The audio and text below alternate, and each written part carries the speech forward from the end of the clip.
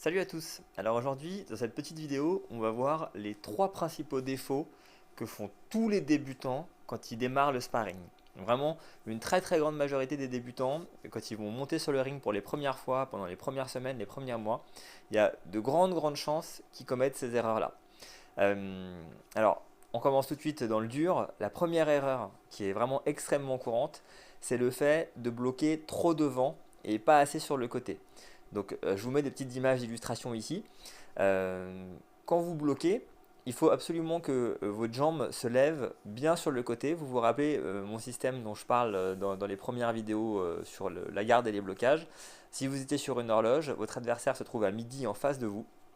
Et bien sur les blocages, la jambe se lève sur le côté, comme si vous pointiez 10 heures sur l'horloge. Mais en tout cas, votre jambe avant, voilà, bien sur le côté. Sinon, le risque, c'est de se faire emmener la jambe par l'adversaire, qui va tout simplement taper sur le côté de votre mollet, emmener votre genou, vous déséquilibrer et potentiellement vous faire mal. Donc on bloque bien en mettant bien son tibia en opposition au tibia de l'adversaire. Et pour ça, il faut bien bloquer sur le côté. Voilà, et c'est quelque chose qu'en règle générale, les débutants ont du mal à faire parce que leur placement est encore un peu approximatif. Ça entraîne un deuxième point, c'est qu'il est également extrêmement important quand on engage une action, quand on fait un pas d'appel pour envoyer par exemple un gauche-droite, eh bien de faire ce pas sur le côté, dans la même direction dans laquelle on bloquerait, pour éviter le low kick de l'adversaire qui couperait l'action à coup sûr. Je vous remets encore un petit exemple d'illustration. Mais voilà, donc ce qu'il faut faire, c'est vraiment décaler légèrement sur le côté pour que si jamais l'adversaire shoot en low kick à ce moment-là, vous puissiez bloquer le mieux possible, même si c'est très tardif, même si c'est pas bloqué. À la rigueur, si le positionnement de la jambe se trouve vers l'extérieur, eh ben, on va limiter les dégâts. Alors que si jamais le positionnement de la jambe est droit devant, directement sur l'adversaire, et ben là ça va poser problème et ça va empêcher l'action de se poursuivre et en plus on va ramasser un gros low kick.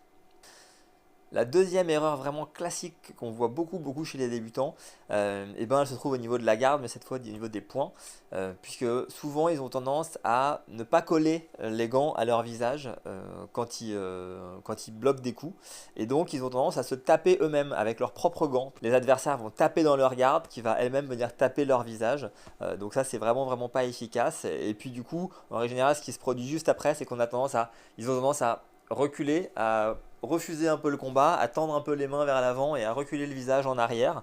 Donc je vous remets une petite image d'illustration. Ça c'est pareil, c'est l'inverse de ce qu'il faut faire. Il vaut mieux au contraire bien absorber, bien amortir le coup avec tout le corps, plutôt que de refuser un peu le combat en se mettant en arrière, où là on s'expose vraiment énormément. Et en tout cas voilà, il faut vraiment pas laisser les mains trop devant, parce que du coup on va se taper soi-même, et encore moins écarter la tête vers l'arrière.